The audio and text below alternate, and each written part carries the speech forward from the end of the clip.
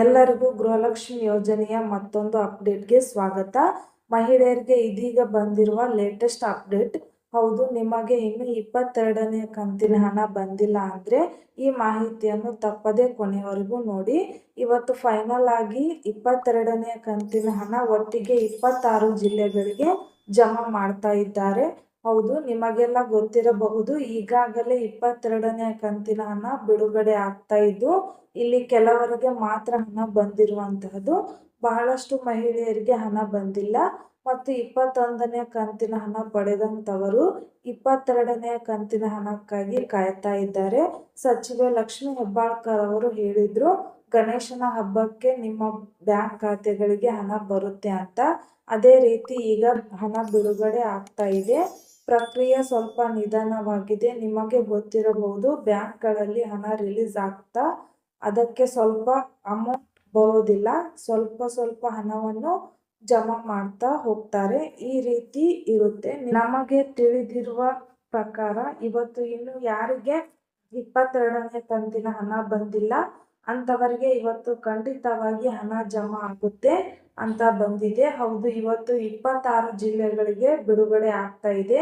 ಹೌದು, ಹಾಗೆ ಇದರ ಜೊತೆಗೆ ಇನ್ನೂ 21ನೇ ಕಂತಿನ ಹಣ ಬಂದಿಲ್ಲ ಅಂದ್ರೆ ಬಹಳ ಬೇಗನೆ ಈ ಹೊಸ ಮಾಹಿತಿ ಪ್ರಕಾರ ಕೆಲಸವನ್ನು ಮಾಡಬೇಕು. ಇಲ್ಲಿ ಅಂದ್ರೆ ನಿಮಗೆ 21ನೇ ಕಂತಿನ ಹಣ ಬರುವುದಿಲ್ಲ. ಇಲ್ಲಿ ಈಗ 100% ಆಗಿ 21ನೇ ಕಂತಿನ ಹಣ ಸಂಪೂರ್ಣವಾಗಿ ಬಿಡುಗಡೆ ಆಗಿದೆ. ಯಾರಿಗಾದರೂ ಹಣ ಬಂದಿಲ್ಲ ಅಂದ್ರೆ ಈ ಮಾಹಿತಿಯನ್ನು ತಿಳಿದುಕೊಳ್ಳಿ. ಹಾಗೆ ಬನ್ನಿ, ಈ ಮಾಹಿತಿಯನ್ನು ತಿಳಿಸಿಕೊಡ್ತಾ ಇದ್ದೀನಿ. ಹೌದು ಸ್ನೇಹಿತರೆ, ಗೃಹಲಕ್ಷ್ಮಿ ಯೋಜನೆಯ ಹಣ ಬಂದಿಲ್ಲ ಅಂತ ಕಾಯ್ತಾ ಇದ್ರೆ ದಯವಿಟ್ಟು ಈ ವಿಡಿಯೋನ ಪೂರ್ತಿಯಾಗಿ ನೋಡಿ. ಆದಷ್ಟು ಮಾಹಿತಿಯನ್ನು ಶೇರ್ ಮಾಡಿ. ಗೃಹಲಕ್ಷ್ಮಿ ಯೋಜನೆಯ 21ನೇ ಕಂತಿನ ಹಣ 100% ಆಗಿ ಸಂಪೂರ್ಣವಾಗಿ ಜಮಾ ಆಗಿದೆ ಅಂತ ಹೇಳ್ತಾ ಇದ್ದಾರೆ.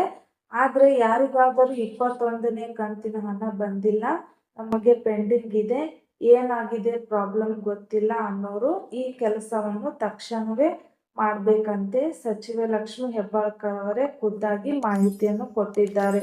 ಮೊದಲನೇ ಕೆಲಸ ಏನು ಅಂದ್ರೆ, ನೀವು ನಿಮ್ಮ ಹತ್ತಿರದ ತಾಲೂಕು ಪಂಚಾಯಿತಿಯನ್ನು ಭೇಟಿ ಮಾಡಬೇಕು.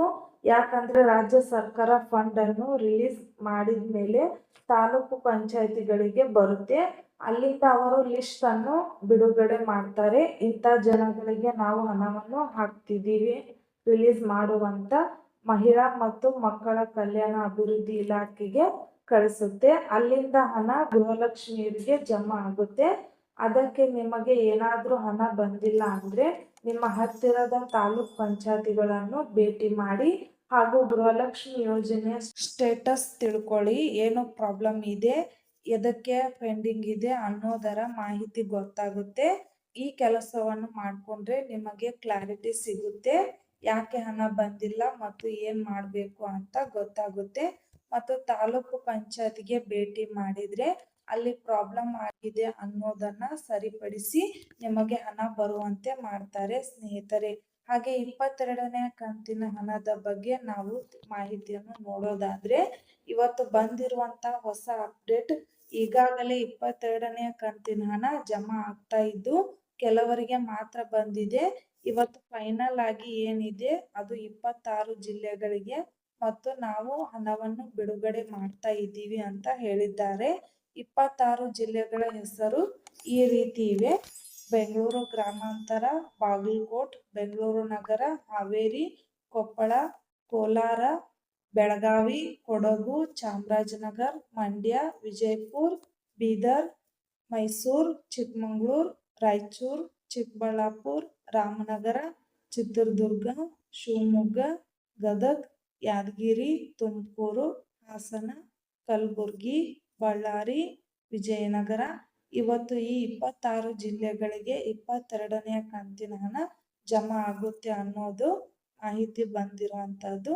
ಈ ಮಾಹಿತಿ ಇಷ್ಟ ಆಯಿತು ಅಂದ್ರೆ ಪ್ಲೀಸ್ ನಮ್ಮ ಚಾನಲ್ ಅನ್ನು ಸಬ್ಸ್ಕ್ರೈಬ್ ಮಾಡಿ, ಶೇರ್ ಮಾಡಿ, ಲೈಕ್ ಮಾಡಿ. ಧನ್ಯವಾದ.